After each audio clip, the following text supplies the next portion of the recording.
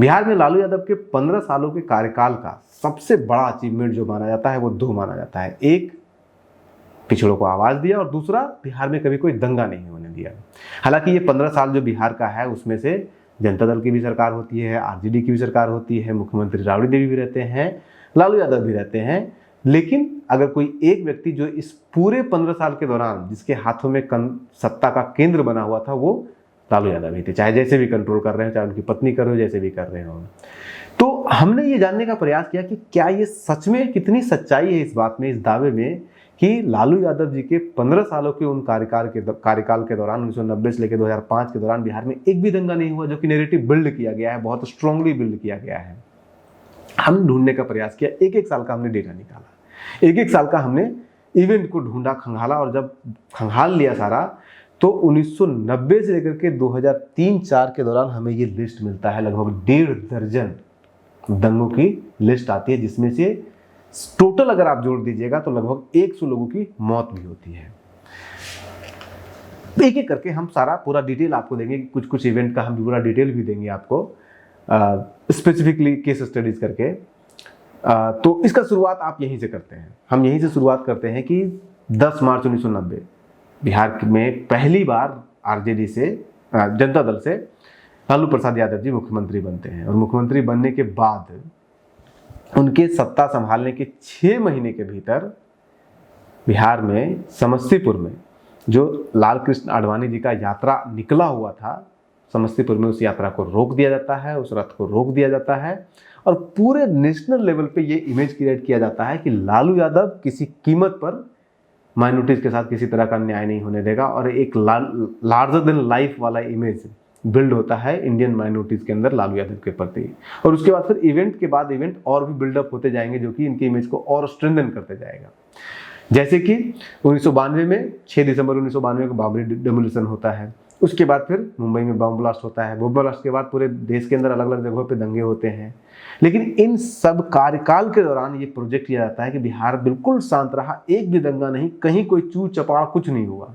और ये कहते ही हैं लोग कि रथ को रोकना तो था ही इंपॉर्टेंट, लेकिन रथ को रोकने से ज्यादा इंपॉर्टेंट ये था कि बिहार में उस रथ को रोकने के बावजूद एक भी दंगा नहीं हुआ, जो कि सच है, एक भी दंगा नहीं हुआ है उसके बाद। और पूरे देश के अंदर अलग अलग जगहों पे उस रथ के रोकने के दौरान, उस रथ यात्रा के दौरान 165 लोगों की लगभग जानें गई है, लेकिन बिहार में एक भी जान नहीं गई है। और फिर बाबरी डिमोलिशन भी होता है, उसके बाद सब बिल्कुल शांत रहता है। हमने जब खंगाला तो हमें पता चलता है कि बिहार में ही 30 अक्टूबर 1990 को रोका जाता है इनके रथ को, और 30 मार्च 1991 को सासाराम में रामनवमी के उपलक्ष्य पर दंगे होते हैं। इसी बिहार में होता है, इसी सासाराम में होता है। लेकिन पॉपुलर नैरेटिव में उस दंगे का कोई चर्चा नहीं करता है। हालांकि जो ये बहुत छोटा सा रहा, किसी की मौत नहीं हुई उसमें, लेकिन दंगे तो हुए थे, कम्युनल टेंशन हुआ था। वहां पे एक्चुअली हुआ ये था कि मस्जिद में किसी ने रामनवमी के दौरान पत्थरबाजी किया, मस्जिद के अंदर पत्थरबाजी किया, उसके बाद फिर रिटेलिएशन हुआ, और उसके दौरान लगभग कहते हैं कि 60-70 दुकानों को, मुस्लिम दुकानों को जला दिया गया था। तो मौत नहीं होना, दुकानें जला देना ही तो इतना काफी है। तो पहला एग्जाम्पल आपको हम पहले लिस्ट पूरा बता देते हैं, फिर 2-4 हम आपको एग्जाम्पल के रूप में पूरा डिटेल में बता देंगे। 30 अक्टूबर 1991 को सासाराम में दंगा होता है रामनवमी के उपलक्ष्य पे। उसके बाद फिर 7 अक्टूबर 1992 को सीतामढ़ी में रीगा जगह है, वहां पे दुर्गा पूजा के दौरान होता है, दंगा होता है। और ये जहां दंगा होता है ये उस जगह पे होता है जहां पे यादव लोग मेजोरिटी है, यादव मेजोरिटी रीजन में होता है ये दंगा, जिसमें कि लगभग 65 लोगों की मौत होती है। इसके बाद फिर पलामू में 10 जुलाई 1995 को होता है, 14 जुलाई 1995 को डाल्टनगंज में होता है, 24 जनवरी 1996 को मुजफ्फरपुर में होता है। उसके बाद फिर 30 मई 1996 को दरभंगा में होता है, 29 मई 1996 को भागलपुर के कहलगांव में होता है। उसके बाद फिर 29 मई को ही अररिया, समस्तीपुर, जोगबनी, गधरा जगह है, इन जगहों पे मुहर्रम के दौरान दंगे होते हैं। उसके बाद फिर पटना में सरस्वती पूजा के दौरान 1 जनवरी 1997 को दंगा होता है। उसके बाद फिर नालंदा में 1 दिसंबर 1998 को दंगा होता है, 1 ही अक्टूबर 1998 को मुंगेर में भी दंगा होता है, और ये दोनों जो है वो दुर्गा पूजा के दौरान हो रहा है। उसके बाद फिर 1 जनवरी 2000 को सासाराम में फिर से दंगा होता है, बिहार शरीफ में 9 जनवरी को दंगा होता है 2000 में। उसके बाद 2001 में 9 मार्च 2001 में आपको नालंदा में दंगा होता है, शंभू गांव में दंगा होता है। और उसके बाद फिर लाल बाग दरभंगा में 2 जनवरी 2003 को दंगा होता है, 16 जनवरी 2003 को मुंगेर में होता है, 5 दिसंबर 2003 को आरा में दंगा होता है। इसके अलावा और भी ढूंढा जाएगा, तो हमने जितना निकाला इतना मिला। हो सकता है आप ढूंढे और कोई बेहतर काम करे तो और भी दंगे निकल सकते हैं, जहाँ पे कि बहुत कम, क्योंकि पार्लियामेंट के अंदर पप्पू यादव ने ऐसे सवाल उठाए हैं जहाँ पे कि नवादा क्षेत्र में मुसलमानों को गोली मार दिया गया, 10-11 मुसलमानों को गोली मार दिया, लेकिन उसको चूंकि आप दंगा में नहीं काउंट कर सकते हैं, लेकिन मुसलमानों के खिलाफ एट्रोसिटीज में तो वो आ जाएगा। वो भी बहुत सारे एग्जाम्पल हैं, उसको अगर ऐड कीजिएगा तो और भी ज्यादा होगा, 100 से ज्यादा मौतें हो जाएगी। लेकिन हम आज उन्हीं जो प्री डिफाइंड होता है, क्राइटेरिया होता है दंगे का, हम दंगे को ही रखते हैं। मुस्लिमों को हालांकि मारना वो भी माइनॉरिटीज के खिलाफ ही आप कह सकते हैं कि वो एक तरह का एट्रोसिटीज है। और आप संसद में वो भाषण है, आप ये पप्पू यादव जी का भाषण है, वो भाषण आप खुद ही सुन लीजिए और देख लीजिए कि क्या वो कह रहे हैं। चतरा एक जिला है, टंडवी पुलिस थाना है सर, सराठू गांव। एक 45 वर्ष की औरत जो उनकी माँ थी और 14 वर्ष की जो लड़की उसकी बेटी थी, रात के 12 बजे उसको घर से उठा के ले जाया गया और उसके 2 बेटे को, बेटी और माँ को, दोनों को नंगा कर दिया गया और बेटे को कहा गया, दोनों बेटे को, कि दोनों आदमी बलात्कार करो।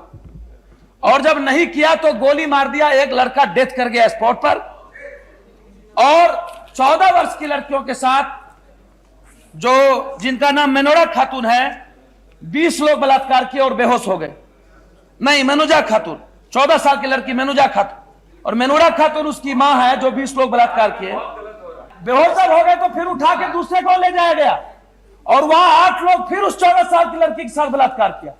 और दिन में 5 गांव घुमाए गए, 5 गांव नंगा करके।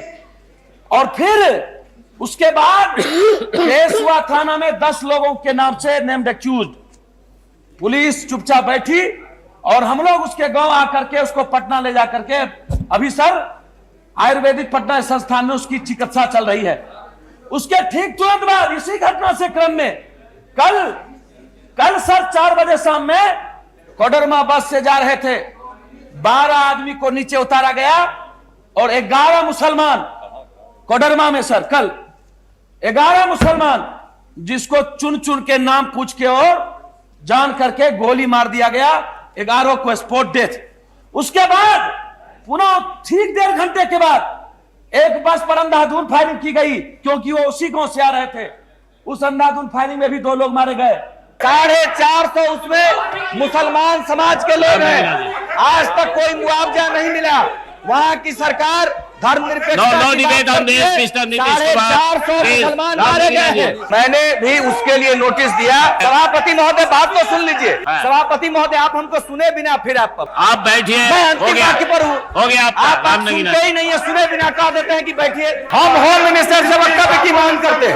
नहीं रुको। ये चतरा में जो 2 मुस्लिम महिलाओं के साथ बलात्कार हुआ और कल कोडरमा के पास जो 11 मुसलमान मारे गए, उस पर होम मिनिस्टर का स्टेटमेंट हम चाहते हैं। 1 मिनट हो गया। और कुल 450 मुसलमान मारे गए हैं 6 जिले में, चतरा, कोडरमा, हजारीबाग, पलामू, गढ़वा। 450 मुसलमान मारे गए हैं। हो गया आपका। एक को मुआवजा नहीं मिला है। आप क्यों? एक को मुआवजा नहीं मिला है। तो इस तरह के और भी बहुत सारे एग्जाम्पल आपको मिल जाएंगे। अब इसमें से हम आपको 2-3 उदाहरण के रूप में थोड़ा सा डिटेल में बता देते हैं, ताकि आपको पता चल जाए कि केस स्टडीज हुआ कैसे हैं। 10 मार्च को मुख्यमंत्री बनते हैं ये, और उसका 6 महीने के भीतर, 10 मार्च 1990 में मुख्यमंत्री बनते हैं, 6 महीने के भीतर 24 अक्टूबर 1990 को अडवाणी जी की रथ यात्रा रोकी जाती है। और उसके बाद फिर कुछ नहीं होता है।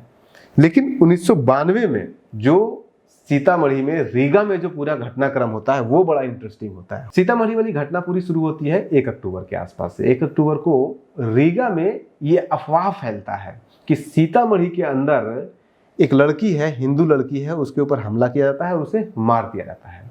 हालांकि सीतामढ़ी में जो घटना घटी थी वो ये हुआ था कि मस्जिद में जय श्री राम के नारे लगे थे और रीगा पहुंच करके वो कुछ और नैरेटिव बन गया। इसके बाद कम्युनल टेंशन बढ़ना शुरू हो जाता है। उसके बाद फिर सीतामढ़ी के अंदर जो क्षेत्र था जहाँ पे कि दुर्गा पूजा उसमें मनाया जा रहा था, तो उस दुर्गा पूजा के दौरान 4 अक्टूबर को दुर्गा पूजा समिति है वो ये तय करती है कि मूर्ति का जो दहाने का यानी कि जो भस्म करने वाली प्रक्रिया होती है वो ले जाया जाएगा उस एरिया से जिस एरिया में मुस्लिम की बहुलता है। कम्युनल टेंशन बढ़ जाता है।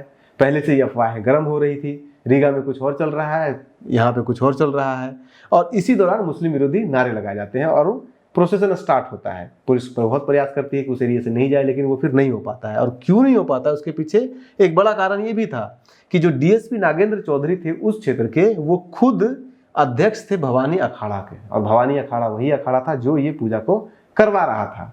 तो पूरा प्लॉट किया जाता है, पूरा एक तरह से मतलब ये दंगा होता है, और उस दंगे में भयानक रूप लेता है। रीगा में भी होता है, कुछ गांव में फैलता है, आपके और आसपास के क्षेत्रों में, सीतामढ़ी में होता है। मेजर 2 स्पॉट में होता है, रीगा में और सीतामढ़ी में होता है, और बाकी आसपास के क्षेत्रों में भी ये दंगा फैलता है। और इसके दौरान सबसे बड़ा जो इम्पोर्टेंट रोल ये दंगा होता है, 65 लोगों की जान जाती है। हालांकि जो ऑफिशियल रिकॉर्ड है वो 47 के आसपास है, जिसमें से 41 मुस्लिम है। जो ऑफिशियल रिकॉर्ड है उसमें 65 टोटल है, उसमें से 58 मुस्लिम है, ज्यादातर मुस्लिम बड़े हैं। इस दंगे के बारे में जो लगेगा कि ये तो दाग है लालू यादव के ऊपर, लेकिन इस दंगे को जिस तरह से यूज किया गया उसने लालू यादव की उस इमेज को और स्ट्रेंथन किया। कैसे? दंगा वहां शुरू होता है 7 तारीख को, और अगले दिन दोपहर के 2 बजते लालू यादव खुद हेलीकॉप्टर लेकर के पहुंच जाते हैं वहां पे, और पूरा दिन वहीं रहते हैं, एक एक चीज का रिपोर्ट लेते हैं, शाम में वहीं रुकते हैं, रात पूरा वहां बिताते हैं। खुद वो उन मुस्लिम बहुल क्षेत्रों में जाते हैं जहां पे दंगा हुआ रहता है, राहत सामग्री का वितरण करवाते हैं, इंश्योर कराते हैं, कमिश्नर चेंज किया जाता है, एसपी चेंज किया जाता है, सब कुछ चेंज करके कहते हैं कि किसी भी कीमत पे यहाँ पे कोई गड़बड़ी नहीं होना चाहिए, सबको चावल वगैरह सब कुछ पहुंचाया जाता है, और खुद मॉनिटर करते हैं वो। उस समय बिहार के जो राज्यपाल थे वो भी वहां बिना बताए पहुंच जाते हैं 9 तारीख को। राज्यपाल मोहम्मद शफी कुरैशी उसमें हुआ करते थे, वो जाते हैं कुछ क्षेत्र रीगा के खास करके क्षेत्रों में घूम के चले जाते हैं कि जो लालू यादव दावा कर रहे हैं, जिस एक्टिविटी से दिखा रहे हैं उसमें कितनी सच्चाई है, जो कि उनको साफ साफ दिख भी जाता है। लालू यादव की जब गाड़ी वापस आ रही होती है तब उनको राज्यपाल की भी गाड़ी दिख जाती है।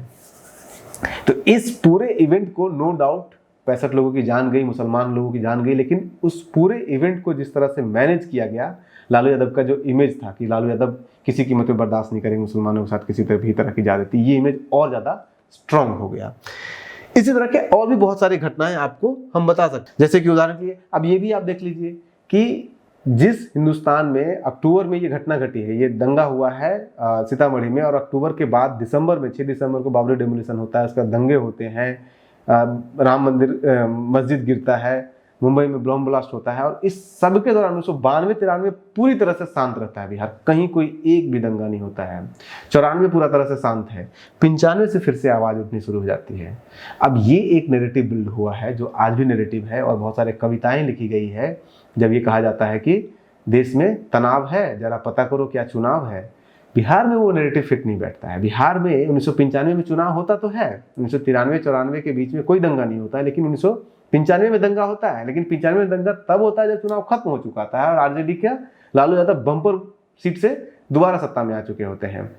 लालू यादव मार्च अप्रैल में ही चुनाव होकर के मुख्यमंत्री दोबारा बन चुके होते हैं, और यहाँ पे शुरू होता है, जो मैंने आपको शुरू में भी डेट बताया था, स्क्रीन पे भी आपको दिख रहा होगा, यहाँ पे दंगे शुरू होते हैं जुलाई से यहाँ पे दंगा शुरू होता है हिंदू मुस्लिम का। और अलग अलग जगहों पे, जैसे कि पलामू 1995 में पलामू में हुआ था। आप चाहे तो इसका पूरा डिटेल हम सारे एक एक इवेंट का, जो इतने भी दंगे हुए हैं हर का पूरा डिटेल हमारे पास रिपोर्ट पड़ा हुआ है, क्या हुआ था, क्या नाम था, कैसे दंगा शुरू हुआ, कैसे खत्म हुआ, सब कुछ हमारे पास है। लेकिन वो सब कुछ अगर बताने लगेंगे तो बहुत बड़ा वीडियो हो जाएगा ये। लेकिन अगर आपको लगता है कि हमें वो बड़ा वीडियो बनाना चाहिए, किसी खास दंगे पे अगर आपको लगता है कि हमें बनाना चाहिए, जितना हमने लिस्ट बताया, तो आप बताइए कमेंट में, हम आपको उस खास दंगे के ऊपर हम अलग से वीडियो बना के दे देंगे। या आप कहिएगा कि लिस्ट बता दीजिए, इन दंगों के ऊपर बताइए, तो हम वो भी बता देंगे आपको। उदाहरण के लिए जो जुलाई 1995 में पलामू में जो दंगा हुआ था उसमें कहा जाता है कि जो नागरिक रिपोर्ट मंच है, ये पूरा दंगा को दबा दिया जाता है। पता आज भी पता नहीं है कि उस पलामू में कहते हैं कि 9 लोगों की मौत हुई है, और ये मौत सरकार की रिपोर्ट से पता नहीं चलता है। वहां पे जो नागरिक मंच थी उसकी रिपोर्ट से ये पता चलता है कि वहां पे 9 लोगों की मौत हुई थी उस दंगे के दौरान। सरकार इसमें भी कंप्लीटली साइलेंट है, पता ही नहीं चलने दी सरकार ने कि ऐसा कुछ हुआ भी है वहां पे, लेकिन वहां पे दंगा हुआ था। और हुआ कुछ ऐसे था कि 10 जुलाई 1995 को प्रशासन को यानी कि पुलिस को 4 मुस्लिम लड़कों की कटी हुई लाश मिली एक कुएं के अंदर, और उसके बाद फिर दंगा शुरू हो गया था। इन लोगों की जो लाश कटी थी, कहते हैं कि एक मस्जिद और एक मंदिर के बीच में लैंड डिस्प्यूट था, और उसको लेकर के झगड़ा कुछ हुआ, और झगड़े में इन लोगों को काट करके फेंक दिया गया था। और इसके बाद में जब जो दंगा हुआ, इसके बाद फिर उसमें 5 लोगों की और अलग से मौत हुई, यानी कि 4 + 5 अगर टोटल जोड़िएगा तो 9 लोगों की मौत इस पूरे प्रोसेस में हुआ, लेकिन सरकार इसमें साइलेंट है।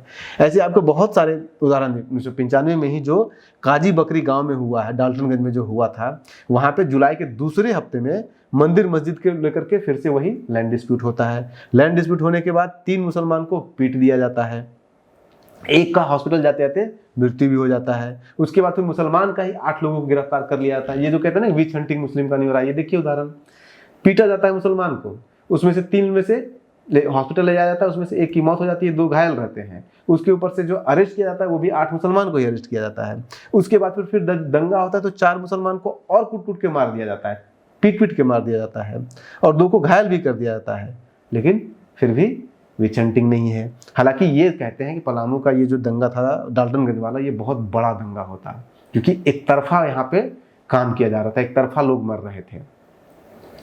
लोगों का कहना है कि वहाँ पे उस समय जो एसपी थे अरविंद पांडे, उन्होंने बहुत सूझबूझ से उसको हैंडल किया था, इसलिए दंगा बड़ा नहीं हो पाया था। इसी पटना में जो मैंने बताया आपको 1997 में जनवरी में इसी पटना में दंगा हुआ है सरस्वती पूजा को लेकर के, और उसका भी अगर आपको डिटेल जाना तो ये भी इंटरेस्टिंग है। एसटीडी बूथ का एक विकलांग है, मुस्लिम है, उसकी हत्या हो जाती है, और उस हत्या के बाद यही होता है कि हत्या जो है वो सरस्वती पूजा के दौरान नारेबाजी हो रहा था, छेड़खानियाँ हो रही थी, लड़की के साथ छेड़खानी हो रही थी, लड़की का इज्जत लूटा जा रहा था, मारपीट किया जा रहा था, जो लोग सरस्वती पूजा का भस्म करने जा रहे थे, ये मुसलमानों का आरोप लगाया गया। और उसी दौरान उस एसटीडी बूथ वाले की हत्या होती है। उसके बाद फिर मुसलमान लोग ऑर्गेनाइज होते हैं, उसको यात्रा निकालते हैं, उसका जो मिट्टी करने के लिए या फिर उसको दफनाने के लिए जो कहते हैं।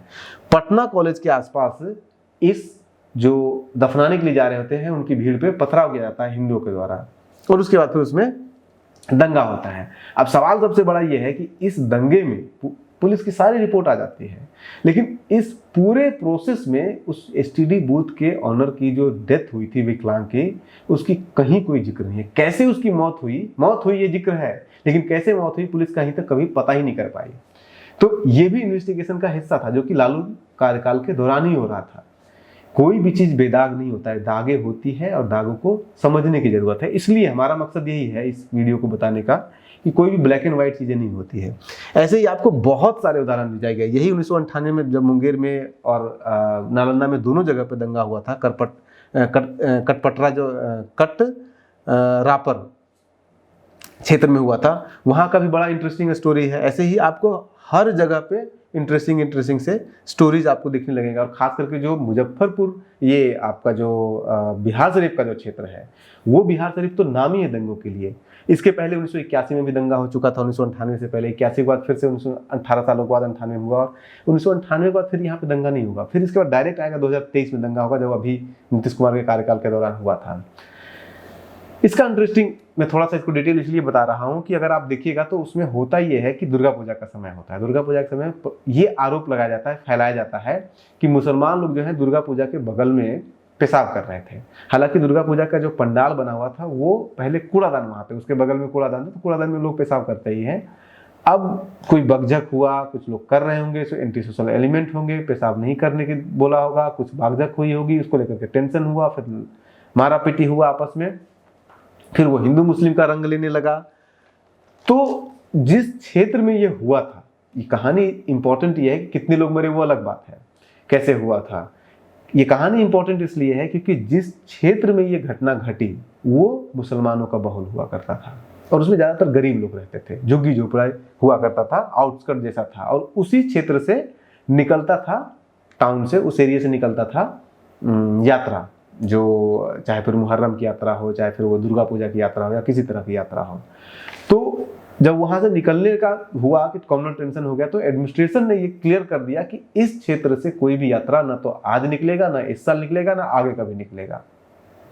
और आज तक उस क्षेत्र में बैन लगा हुआ है, उस क्षेत्र में यात्रा नहीं निकल सकता है।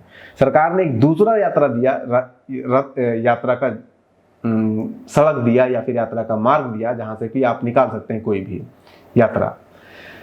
वो जो सड़क उस समय दिया गया था 1998 में, उस जगह पे बसावट नहीं थी, न के बराबर बिल्कुल थे। लेकिन पिछले 25 सालों के दौरान बिहार शरीफ शहर का भी रंग रूप बदला, जनसंख्या बदली, बसावट बदला है और आज वो पूरा घनी आबादी वाला क्षेत्र हो गया है। और आज इस बार भी जो दंगा हुआ है 2023 में, वो उसी क्षेत्र में हुआ है जिस क्षेत्र में ये रास्ता दिया गया था बनाने के लिए कि इधर से आप लेके जा सकते हैं, उसी क्षेत्र में हुआ है। तो समय के साथ आपको बदलना पड़ेगा अप्रोच। 23 साल 25 सालों तक उस बिहार शरीफ में नहीं दंगा हुआ क्योंकि सिर्फ एक रास्ता आपने बदल दिया और आज भी उस क्षेत्र में नहीं जा सकता है। तो मे बी इस तरह का एडमिनिस्ट्रेटिव अच्छा काम वहां पे हुआ है। ऐसे बहुत सारे आपको उदाहरण, बहुत सारी कहानियां हैं जो कि इस पूरी कहानी में बहुत कुछ सीखने के लिए आपको मिल सकता है, हमें मिल सकता है सीखने के लिए। जैसे ये जो MY समीकरण है, MY समीकरण पूरा लालू यादव की देन है, ये पूरा नैरेटिव बिल्ड किया जाता है। लेकिन उसके बारे में क्या कहेंगे, जिस एक दंगा होता है जो कि मुस्लिम यादव बहुल क्षेत्र से ही दंगा शुरू होता है। ये दंगा होता है आपका मुंगेर में, 16 जनवरी 2003 को मुंगेर में दंगा होता है। और उस दंगा का होने के पीछे कारण, उसके पहले 2 जनवरी को आपका दरभंगा के लालबाग में भी दंगा हो चुका होता है। मुंगेर में जो दंगा होता है वो दंगा होता है उमाकांत यादव जो कि लोकल लीडर थे, उनकी हत्या के बाद। और आरोप लगता है कि एक मुस्लिम दबंग ने उनकी हत्या कर दी। उसके बाद फिर कम्युनल टेंशन होता है और यादव और मुस्लिम लड़ रहे हैं। 2003 की बात है जब MY समीकरण अपने पीक पे है, एकदम स्टैब्लिश्ड फैक्ट हो चुका है। ऐसे बहुत सारे उदाहरण आपको मिल जाएंगे। यहाँ तक उस दंगे के दौरान जो 5 अक्टूबर को दंगा होता है वहाँ पे आरा शहर में, वहाँ पे इस लेवल का अफवाह उड़ाया जाता है कि जो लड़का पेशाब कर रहा था उसने जाकर के मूर्ति पे पेशाब कर दिया, उसने जाकर पंडाल में पेशाब कर दिया, कलश के ऊपर पेशाब कर दिया। दंगा होता है, लगभग 70 दुकानों को जला दिया जाता है, 48 कारों को जला दिया जाता है। ऐसे भारी पड़े हैं उदाहरण। और डिटेल आपको अगर कोई जाना है, जैसे मैंने कहा, तो आप पूछ सकते हैं, हम उसमें बता देंगे आपको पूरा डिटेल। जिस भी इवेंट के बारे में कहेंगे, पूरा एक इवेंट का लिस्ट भी यहाँ पे है, हमने बता भी दिया है आपको। आप बने रहिए न्यूज़ हंटर के साथ। नमस्कार।